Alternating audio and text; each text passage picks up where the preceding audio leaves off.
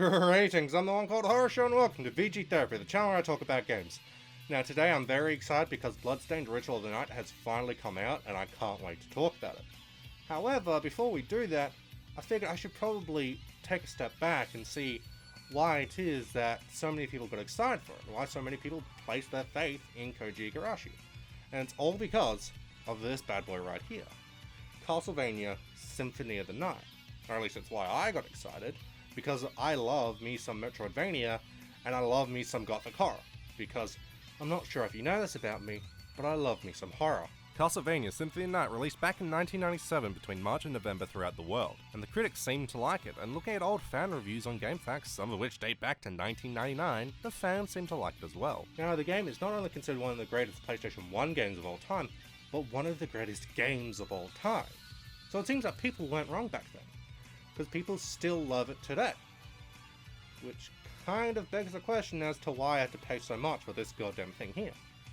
It's probably because the type of person who was writing reviews on GameFAQs back in the early 2000s was probably in the minority. A minority that knew that Alucard would look his best in 2D instead of being rendered with 2 polygons like in Nightmare Creatures. Because talking to a lot of people now, what people want now is cutting edge, next gen. The absolute top, the peak of graphical fidelity. And so, a game that looks last gen to the common person is probably not very interesting. But it did well enough for Konami to decide to have Koji Igarashi be the producer for the rest of the series, as this was his directorial debut. Well, assistant director, but you get the point. Also, this is the first game Ayami Kojima did any of the art for, and there's a reason why her art is on the box. Unless you're American. In which case, I'm so sorry for your loss. But not all is lost, as everyone can enjoy the amazing music composed by Michiru Yamane, who had worked on Castlevania Bloodlines prior and a few other Konami games. And so we have some names that became a Castlevania mainstay, which probably means they did a good job, because if they did a bad job, then they probably wouldn't still be working on it. And now, with all of that out of the way, we should probably get into the game itself. And I should make this clear, the version I'll be talking about is the PlayStation 1 version, not the PSP or the Saturn version or any of the other re-releases. The original PS1 version, so that means bad translation and none of the bonuses from later games. And I should also mention that I didn't actually play this as a kid. I played it many years later through its re-release on the PSP, and so I have no nostalgia for it.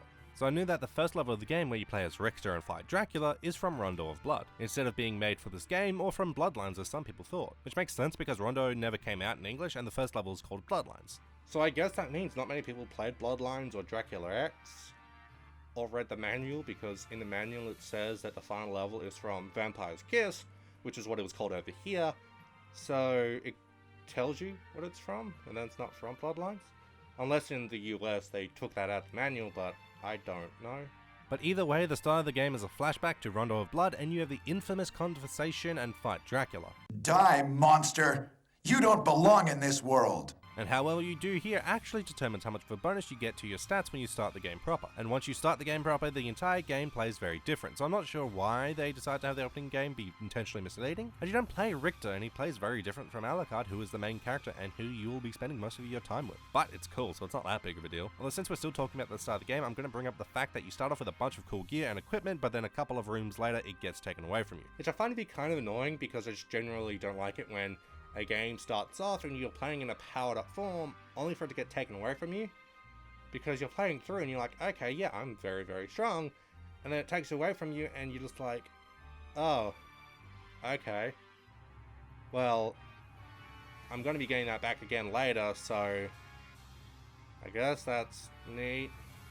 After this, the game actually starts and you're left to explore this labyrinth of a castle. And if you've ever played a Metroidvania before, you know what you're in for. A massive map with various areas that are inaccessible until you get the right ability or key. And along the way, you'll encounter all sorts of cool monsters, tough bosses, neat puzzles, and amazing flair. Traversing the castle is where most of the fun lies, as I can't state this enough, but this place is absolutely massive. And you'll be platforming your way through until you come across something you can't get past, be it a jump that's too far or too high, or a grate that you can't walk through. And when that happens, you pull up your map and see where you didn't go, and go there, and you do this until you find the thing that lets you jump higher or move past something that you couldn't before. It's actually more fun than it sounds. as you'll be facing many enemies and bosses based on classic monsters, and also seeing what's behind every door and down each hallway is fun in of itself, because you'll never know what you'll find. It can be a confessional where if you sit down a ghost appears, and depending on the color that means it'll either be kind to you or it will try to attack you. Or it could be a room where there's a telescope that looks out to the lake and at the same time having a bird fly into its nest which is just outside. The game has a lot of things like this where it just spices up the game in ways that it didn't need to, and that even applies to the weapons themselves. An example of which is the fact that you have a lot of equipment that you can pick up and use, from armor to weapons to shields. And there's a lot to collect and find, like the shield rod, a weapon that my first time through I had no idea what it did, but I did hear that it did something unique with shields. So I just forgot about it because I couldn't suss out what it did. However, this time through I found out what it does because now I know that many weapons have unique attacks if you do some finding game inputs. So seeing the things that the shield rod can do with various shields, from increasing resistances to various elements to doing a very damaging attack, made me understand why people liked it. And as I said, there's a lot of weapons with additional attacks if you press back then forward or do a quarter circle forward motion, which is down, down, forward, forward, then attack. And I didn't think that there would be more to these weapons because a lot of them I felt had enough to them. They had enough mechanics, didn't think that there'd be more.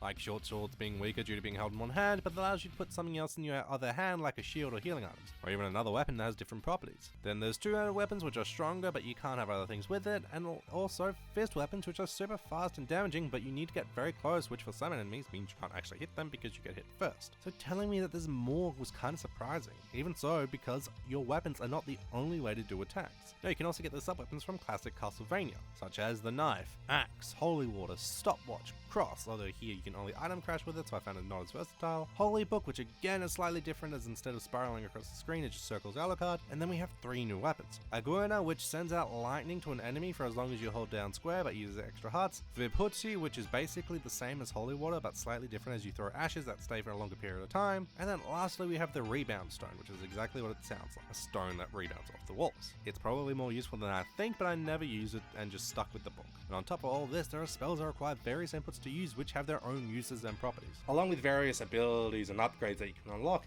this game just has a vast well of content. So much so that I remember watching various streams and videos, and when I got to those parts, I was remembering that, oh, well, I remember seeing someone else here before, and they had this ability, but they didn't have this one that I have. And that would keep happening, and it's just like, yeah, this game has so much in it that no given playthrough is going to look the same. And speaking of lots of content, this game has multiple endings. There are 4 based on 2 criteria. 2 are based on how much of the castle you've explored, and the other 2 are based around how many times you meet Maria in the castle. Since the story revolves around Richter trying to resurrect Dracula after killing him, and so Alucard steps in to stop him with Maria, who, like Richter, is from Rondo of Blood, and is also trying to stop Richter. And so if you meet Maria a certain amount of times and solve a puzzle based around 2 items she gives you, she'll give you a 3rd item. And if you fight Richter before getting this item, then you get 1 ending. If you beat him after getting it but not having it equipped, then you unlock another. However, if you use the item and fight Shaft, who is puppeting Richter, then you unlock the inverted castle for you to explore, and your ending here depends on how much of the map you've uncovered. Now you might be thinking, oh, what is this inverted castle you speak of? It's the entire game, but now upside down. Which sounds kinda cool. You spend the entire game building up to something in a game that seems packed with content, just so the game can say that you're only halfway through. The idea that this game has got even more up its sleeve is appealing, and I would congratulate this game if it was done well. Because the inverted castle, while loved as many as a cool twist and as a way to make the castle even bigger, it just comes off as if this was thrown in on the last minute, like I'm playing a ROM hack or something like that. Because the inverted castle is just the exact same castle, but again, while upside down with new enemies and bosses. And while playing through, you're going to be spending the majority of your time as the bat, because many of these areas are built for the normal castle and don't play nice in the inverted castle. You can get away with it because to even get here you need the ability to fly, but that doesn't excuse the designs just leaving things as is and making it tedious to explore because the bat and mist aren't the fastest ways to travel. And use up magic, so if you're flying a lot or using spells, then it's possible that to get through an area you have to stand around a bit and wait for your magic to come back. Now while it is unlikely for that to have actually happened, that still doesn't make it a good idea.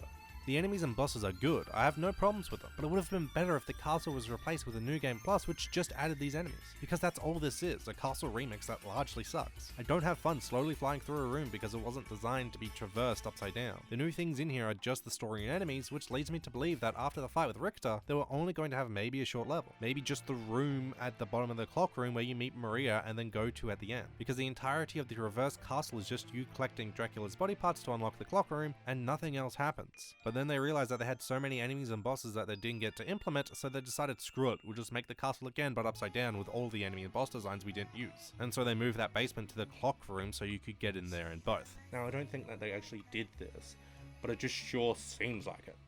And if they wanted this in the game, then they should have had it as a bonus thing that you get for beating the game, kind of like a Richter. Because once you beat the game and enter your name as Richter, then you can play through the game as him. And man, is it a lot harder. Now Richter's my boy, but he either takes more damage or has less health because his health bar goes down quite fast. But since it's a bonus, that's fine because it's extra fun and you're not expected to do it, which is what the inverted castle should have been.